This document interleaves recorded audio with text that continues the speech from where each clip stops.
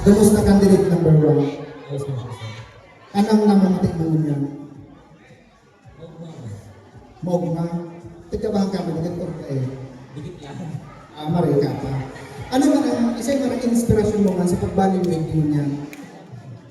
Ang sangoy akong boss na si Robert Casano. Sorry, sir. Ano man talaga yung inspirasyon mo man yung Sir Robert? Bakit ba man? Bakit may iba ka pang inspirasyon sa nagpapapasok ng buot mo talaga? Sa kabos pong empleyado po ng Rex and Benz. Thank you po. Thank you very much po. Sige. Ano, handa ka na kang sa imong kapatang. Sige na, bunot na kang sa imong po.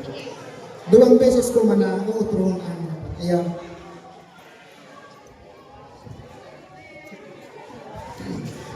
Ang hapot sa iya, ano ang pinakamalaking hamon ng isang manager sa kasalukuyan? Uturuan ko ang hapot iyo. Ang hapot, ano ang pinakamalaking hamon ng isang manager sa kasalukuyan? Sarap pa. Ano daa ang pinakadakulang hamon kan sarong manager sa nangyan?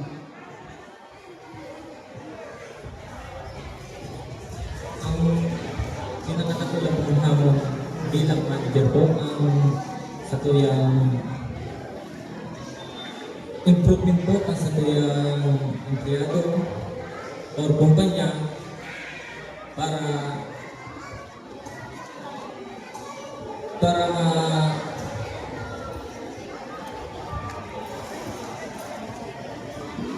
ayun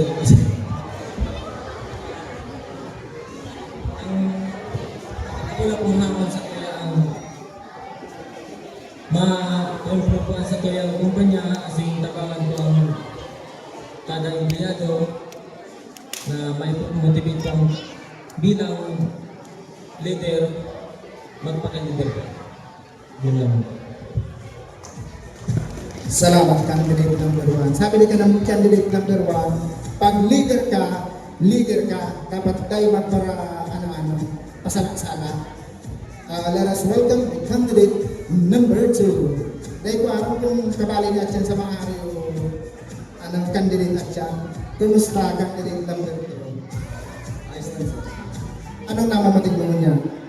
Bago pa sa technical Tig-nervous ka kasi. Bela ang risa. Ang mga nervous iyan, depende yan sa itsura. Pag mga mura itsura, may karapatan. Kita kayo, pero maanaman ko kita karapatan. ayun lang yan. Ayaw manggiraray. Mayo para exemption sa nervyos. Man may itsura sa mayo, may nervyos manggiraray. Para sa imo, siya man ang nagtataon ng kusog kang buot sa imo sa pagbali mo digdi. Ito sa isang mayo ko talaga sa kapirikan talaga. Isa yung nagpirit sa imo ayan, tang nagpirit tayo, reklamo tang nigi sa barangay sa akin, isa nagpirit sa imo. No choice na po kaya. No choice man pala. No choice, the manager kaya siya. Pwede na kang sa imong kaamutan. Basahon ta ni 2 beses. Pakiulay ko lang po pala sa gabos na habang nag-isimbagan sa itong mga kandidato hindi, dahil po muna kita mag-create ng ano man na rin para makafocus man sila. Ang sa imong kahaputan, ano ang pinakamahalagang katangian ng isang mahusay na manager? Ayan. Ano ang pinakamahalagang katangian ng isang mahusay na manager? Ano ito ang pinakamahalagang katangian ng isang manager? Ang pinakamahalagang katangian ng isang manager ay yung marunong mag-motivate ng mga tao niya, marunong mag-motivate ng mga tao niya, marunong makinig sa mga opinion ng ibang tao. Kasi sa isang grupo, iba't ibang tao ang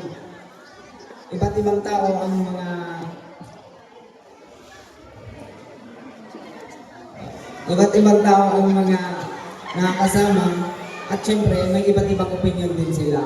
Kaya kailangan natin pakinggan ang mga opinion ng ibang tao. Yun lang. Salamat sa candidate number 2. And now, let us welcome candidate number 3. Gusto, dapat taga-paper ng inyo. But ako, kumusta candidate number 3? Laban lang sa buhay. Baka matikabahan niya. Sindahan ka ba lang sa buhay? Grabe, right? Kumusta ka sa inibagang Ponba kang pictorial? So, along the journey di sa Baragong na ngayon 2026 na niyo, ano man ang sumasakit ba ng inagihan mo sa mga preparasyon mo rin? Anong pinakamasakit na inagihan mo rin? Ang pinakamasakit ko inagihan sa gabos ng ibawalig sa Baragong ngayon, ang mag-review. Taday ako nag-review dati, kunya nag-review ako dati. Ayan, sana. Napaano, naobliga pa lang. Bunot na kan sa imong kahaputan, candidate number 3. Ano, basta akong mumuna o diretso na? Ang hapon, ano ang kahalagahan ng pagiging positibo ng isang manager? Oturang ba? Ano ang kahalagahan ng pagiging positibo ng isang manager?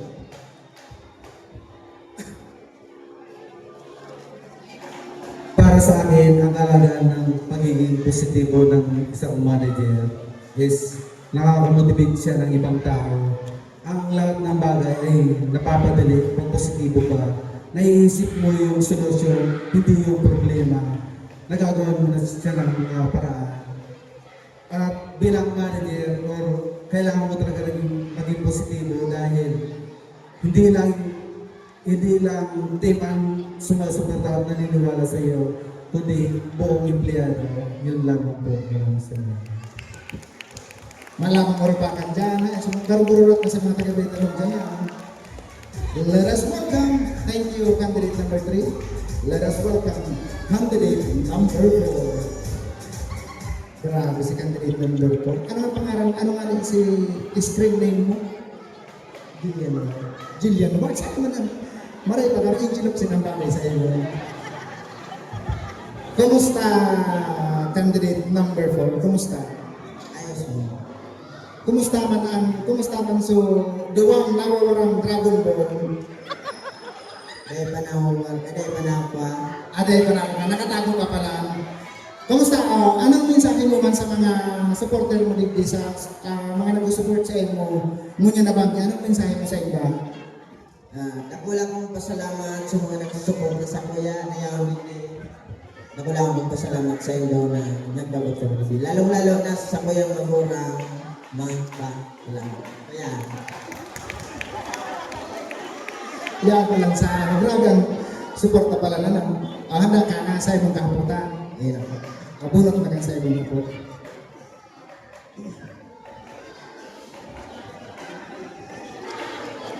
Inyan sa imong kahaputan. Paano mo mapapanatili ang motibasyon sa isang team? Paano mo mapapanatili ang motibasyon sa isang team? Kung paano mo mamimaintain o mapapanatili sa motivation sa inyong team. Maray na kami extend ako, boss. Mapapanatili ko po ang sarong motibasyon sa sarong team.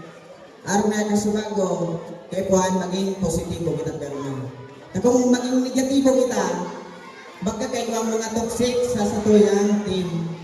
Lalong-lalong na kung iba ang satuyang pag-iisip. Siyempre, dahil tayo rin mapapanatili motivasyon sa satuyang team. And then, ang pagiging mapanatili sa sarong team ang motivasyon kaya kuhaan maging positibo kita permi. Positibo sa sarong bagay. Dapat pasunod-sunod sa satuyang diskarte. Dahil pwede pag-araw ganyan din na nawala sa sarong diskarte, mawala sa motivasyon sa sarong team. Kaya kuhaan, iindikita sarok-sarok sa satuyang pag-iriba. Dahil pwede diriglan kita mag-desisyon, kita mawawaraan sa tuyang motivasyon sa satong team. Dapat pasaro-saro sa naman na malulula man ang team ta. Kaya buwan, kung saan may hatyanan baga para mapanatili ang motivasyon sa sarong team. Dahil biring lang. Yun lang ako. Salamat. Grabe si candidate number 2. Agarong small bacteria mo. Let us welcome ang candidate number 5. Dahil ko kung ano kasi kumusta candidate number 5? Okay lang. Nagpapasalamat po ako sa Indo, sa mga nagsusuporta. Inutan ka na sa ilang kung sa pagpapaliyapot mo sa kuya. Nagpapasalamat ako sa kuyang bossing na si Sir Leo Doroen, kay Madam, sa samuyang team, and sa samuyang company na padagos ming na i-improve ang samuyang company. Kumusta kayo ka matikapaan mo na pamilya? Actually, kunya lang talaga ako actually nag-prepare talaga kasi sabi ko, bago man suba-suba, ang kalaban talaga din kasi may mga position talaga. Grabe ang preparasyon mo ng candidate number 5. Kumusta man sa pagkaipit kang sabi nga kang sa pagkaipit kang kuro-kuro, ito ba ng balong na, kumusta man? Sayang po sir kung may kumusta sa maiipit. Actually, may man talaga kung maiipit. Kaya ba ako ng ganyan? Bunot na kang sa ibang hapon.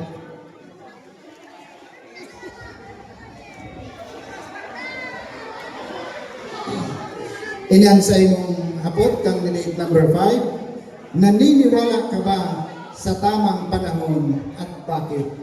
Utulan ko lang, naniniwala ka ba sa tamang panahon at bakit? Actually po, ako nagtutubod ako sa sorry. Naniniwala ka ba sa tamang panahon at bakit? Actually po, ako nagtutubod ako na may tamang panahon para sa tuya. Pero dahil iasa sa tamang panahon ang sarong bagay, kaya po hantayan trabaho, kaya po hantayan pagsumikapan, kaya po hantayan pag-isipan, pag-abot sa tuyang ito. Yun lang ang maraming salamat.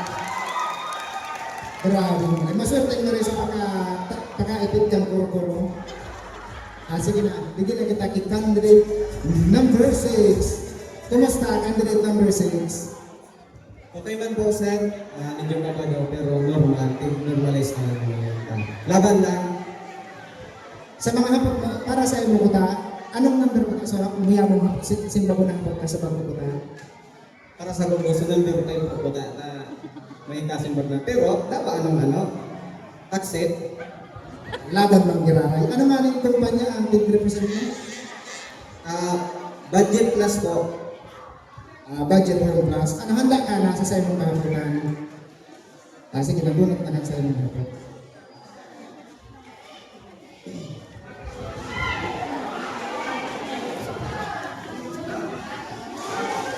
Ine, ano ang iyong pinakamalaking lakas or biggest strength? Bilang manager or supervisor, ano ang iyong pinakamalaking lakas or biggest strength? I believe ang sa kuyang biggest strength o aking lakas as a manager or supervisor, ang sa kuyang good attitude and palaging mahinahon sa lahat ng mga pagsubok na dumarating. Kasi as a manager, may posisyon ka, kailangan mong harapin kung anong mga decision making sa pagbibigay ng tiwala sa kolektor. Kung makakaya niya ba ito? At sa pagdidesisyon naman, kung tama o mali ang kahihinatnan as a manager, ito ang aking strength or kalakasan. At ang aking pagiging matiisin. Kahit sa lahat ng hamon ng buhay, sa mga pagsubok, palaging matatag at hindi nagbabatinag. At kung as a manager, kahit napapagalingan tayo, huwag tayong sumuko. I-improve na lang, i-accept and improve para sa patuloy na para makamit ang ating goal. Yan lang ako.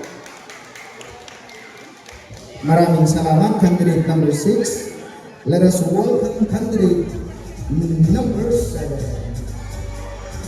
Kumusta candidate number 7? Kumusta? Okay lang, sir. Anong sa imong namamating mo niya? Siyempre, kabado ko. Pero at the same time, kaya man. Kaya man. Tingnan po kayo, kaso may nagabot kayo dyan sa kuyang katubang kasubalo. Kung nagtrabaho ka dati sa chocolate factory, Actually, well, nakatabaw ko. Kaya ngayon ko nag-aling ko, sir, na makanganaan ko talaga. nagtrabaho ka lang kundi nagkusa ka sa nanghalog pa lang. Handa ka na kang sa imong kaputan. Handa na, sir. Sige, pili na.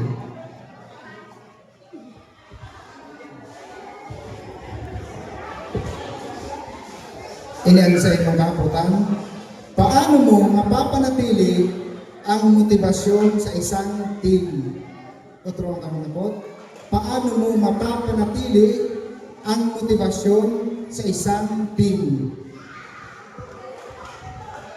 Pinatid ko sa labas good evening po pala. Mapapanatili ka ang motibasyon sa isang team sa pagpon sa sabdilita, sa nag-lead sa ina. Kasi as a leader, kaipuhan, mahiling ka ninda na positive ka perme. Kasi ikaw ang magiging role model ninda sa mga bagay na mahihiling ninda sa imo as a positive person. Pag positive ang leader, ang mga follower, magiging positive din yan. And thank you.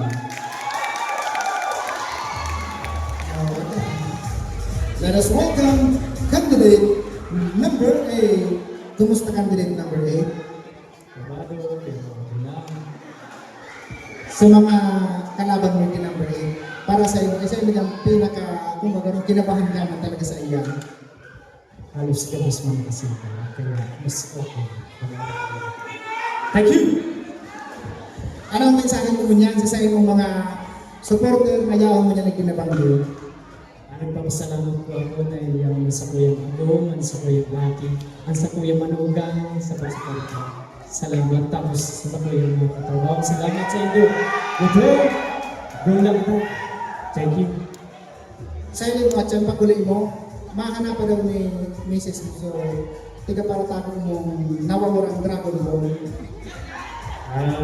Mrs. Tagong-tagong at yan ang paluwasin. Yaon pa kang palang. Sige na, bunot na kang sa imong napot.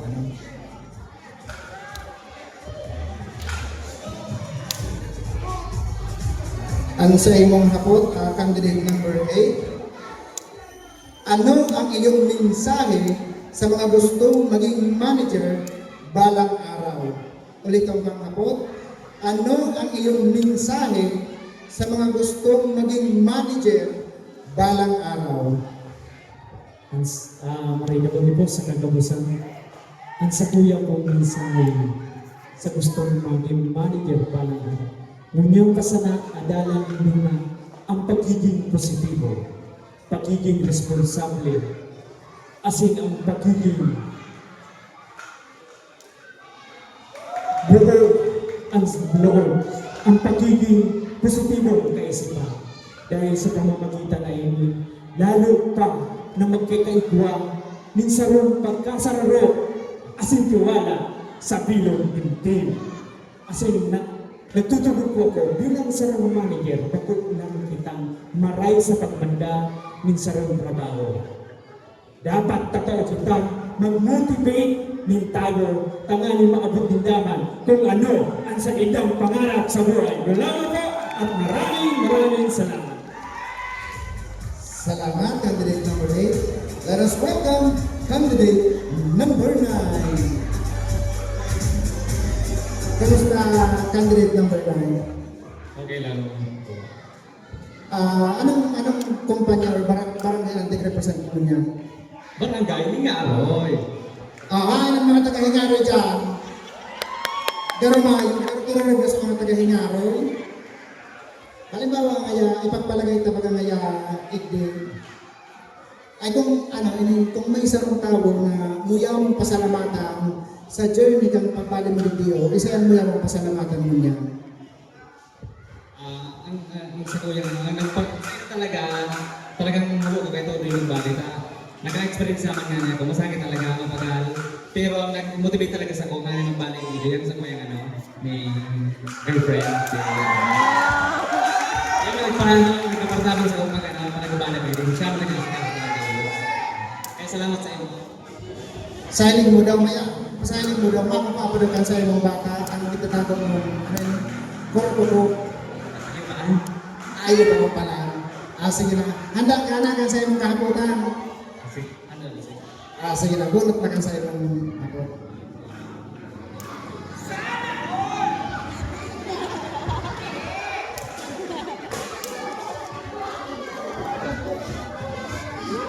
Ilan sa imong kahapotan? Ano ang mas mahalaga? Talino o ugali? Ang sa imong hapot, candidate number 9. Ano ang mas mahalaga? Talino o ugali? Thank you for your wonderful question. So, para sa kuya, ang pinakamalaga sa luwa, talino o ugali. Ugali ang gari, pero may. Ang talino, pag naalala niya ang pagiging matalino, pero ang ugali, masakit ng bago. Once na dinapulaan mo na kaya ang ugali, yun na talagaan. Pero minsan yun na tama na tuba na pagkakuhan, pero pag pinahaloy kaya, yun nagbalik na kaya. Para sa kuya, mas magayon ang mas malaga ang ugali. O yun talaga, pag pinakulaan mo, yun ang mapahiling mo hanggang sa pagkakula. Yun lang po. Thank you. And the last but not least, our candidate number 10. Kumusta candidate number 10? Anong mensahe? Tadakunan kang supporter ka sa bako. Maribukot pag minaluwas ka talaga, manakunan kang mga supporter ka sa bako. Anong mensahe mo sa inda? So first of all po, thank you so much Kapitan Bernard Abillon. So I'm not expect talaga po. So di ko po talaga expected na makaka-join ako yung leader, which is dinuwan ako ni Mama sa sabi daw ni Mama, nag-abot niya si Kapitan, mag-join ka na sa tapos ako man po, kaso Marigos, diretso sa Victorial. So yun po, ang salamatin talaga po marin sa ino Kapitan Abillon. And also po, sa tapos na supporters ko po, from Barangay Hingaroy, and sa my family, thank you po.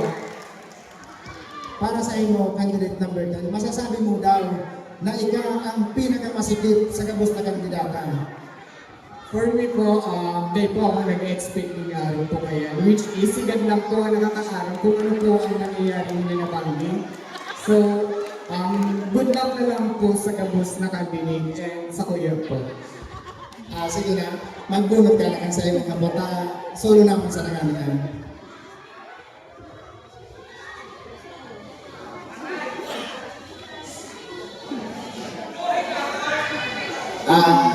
Inan sa imong kahabutan.